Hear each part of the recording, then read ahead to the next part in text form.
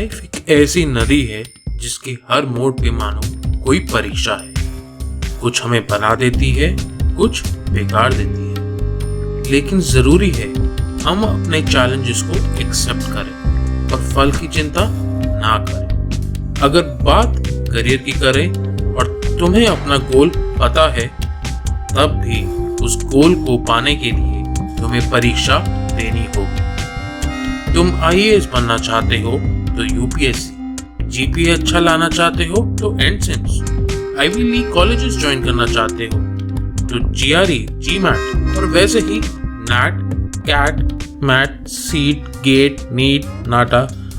हर goal के रास्ते में है टेस्ट। इन सब में कॉमन है कम्पिटिटिवनेस।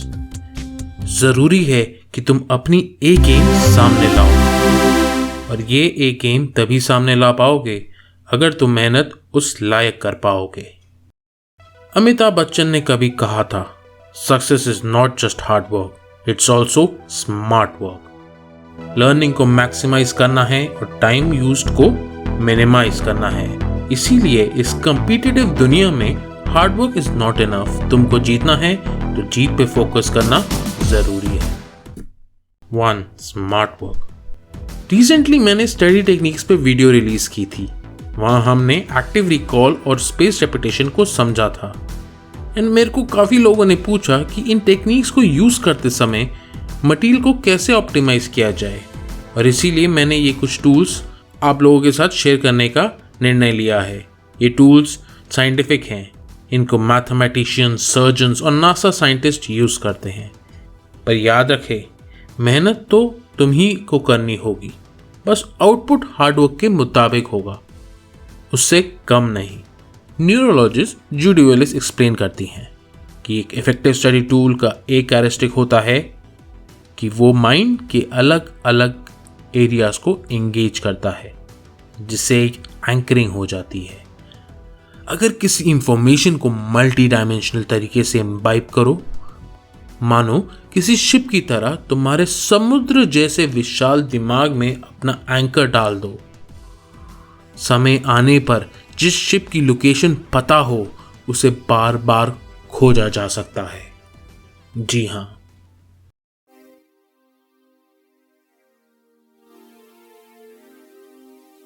ये बहुत ही सरल मेथड है जो काफी ओवरलुक किया जाता है। कंसेप्ट बस इतना है कि किसी भी सेट ऑफ इंफॉर्मेशन या वर्ड्स को इस तरह से लिंक करो कि एक इजीली रिमेम्बरेबल सेंटेंस फॉर्म हो जाए, और जब तुमको वो इंफॉर्मेशन चाहिए तुम उस स्टेटमेंट को याद करो और तुम्हारा माइंड उसको डिसइंटीग्रेट करने का काम करेगा। एक सबसे कॉमन एग्जांपल है लाइट का colour spectrum. VIBGYOR, violet, indigo, blue, green, yellow, orange, red. याद है? वैसे ही ट्रिग्नोमेट्री याद करने का एक तरीका है। Some people have curly brown hair through proper brushing. अगर ये तुमको याद है तो कमेंट सेक्शन में बताओ इसका मतलब। एसोसिएटिव मेमोरी लिंकिंग सिंपल तरीका है पर हाईली इफेक्टिव। माइंड मैप्स, जब हम किसी कॉम्प्लेक्स इंफॉर्मेशन से जूझते हैं तो उसका ब्रेक डाउन करने के लिए, मेमोराइज करने के लिए और डिफरेंट इंफॉर्मेशन पीसेस में कनेक्शन समझने के लिए इसका इस्तेमाल करना चाहिए।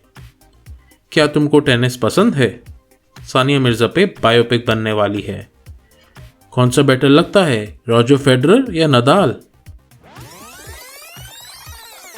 चलो लेट्स फोकस। अगर तुमको टेनिस के बारे में A to Z सब याद करना हो तो किस किस बात पे ध्यान करना होगा? पहले तो रूल बुक होगी जिसमें बेसिक प्रिंसिपल्स और रूल्स, फिर स्कोर्स, सेट क्या होता है, ड्यूस कब हो जाता है, कैसी सर्विस पे खेला जाता है, शॉट्स कौन कौन से होते हैं। फिर हम ध्यान देंगे अलग अलग टूर्नामेंट्स पे, उन टूर्नामेंट्स पे जीतने वालों पे, टॉप 10 प्लेयर्स, अलग अलग स्टैटिस्टिक्स, स्कोरिंग पैटर्न, गेम किसे कहते हैं, सेट क्या होता है, एसेट्रा एसेट्रा एसेट्रा। इतनी सारी इंफॉर्मेशन एसोसिएटिव मेमोरी लर्निंग से याद करना बहुत टाइम कंज्यूमिंग है। इसीलिए इतनी बल्क इंफॉर्मेशन में हम यूज करते हैं माइंड मैप्स। चलो इस सारी इंफॉर्मेशन को एक easy to understand and easy to grasp form में लेके आते हैं। ये देखो, किसी ने सही कहा था, एक तस्वीर 1000 शब्दों पे भारी। इस तरीके से हमारे ज़्यादा से ज़्यादा सेंसरी ऑर्गन्स लर्निंग प्रोसेस में इन्वॉल्व रहते हैं और हम नॉलेज को ज़्यादा अच्छा ग्रास्प कर पाते हैं। Number 3, flash cards. जब तुमको मिनट इंफॉर्मेशन याद करनी है, किसी क्विज के लिए, किसी एंट्रेंस टेस्ट के लिए, करंट अफेयर्स या तुम मेडिकल स्टूडेंट हो, तब फ्लैश कार्ड्स एक बहुत ही बेहतरीन टूल साबित होता है। एक्टिव रिकॉलिंग टेक्निक में फ्लैश कार्ड्स एक बहुत ही अच्छा स्टडी टूल साबित होता है और इसीलिए शायद मेरा फेवरेट स्टडी टूल भी है। फ्लैश कार्ड्स क्या है? ये एक सेट ऑफ कलर्ड और वाइट कार्ड्स हैं जिनके एक तरफ आप इंफॉर्मेशन लिखते हैं और दूसरी तरफ उसे रेलेवेंट इंफॉर्मेशन।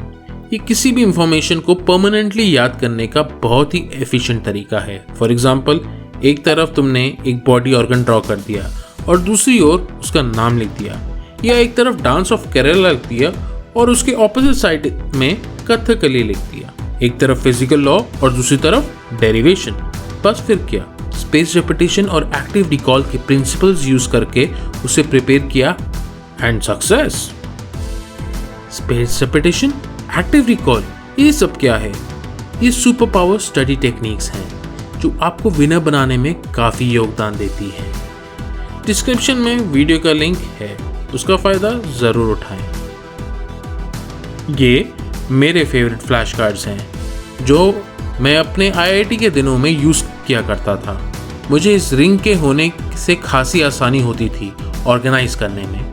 इसके अलावा तुम कलर्ड फ्लैश कार्ड्स यूज कर सकते हो या कॉम्बिनेशन। अगर जीके के लिए यूज कर रहे हो तो एक ऐप बेटर ऑप्शन है और सबसे अच्छा और फ्री ऐप है एंकी। लिंक्स डिस्क्रिप्शन में। Enjoy. Hi guys, I hope तुमको ये वीडियो इंस्पायर किया होगा। सब्सक्राइब कर लीजिए और नोटिफिकेशन ज़रूर ऑन कर लीजिए। Thank you.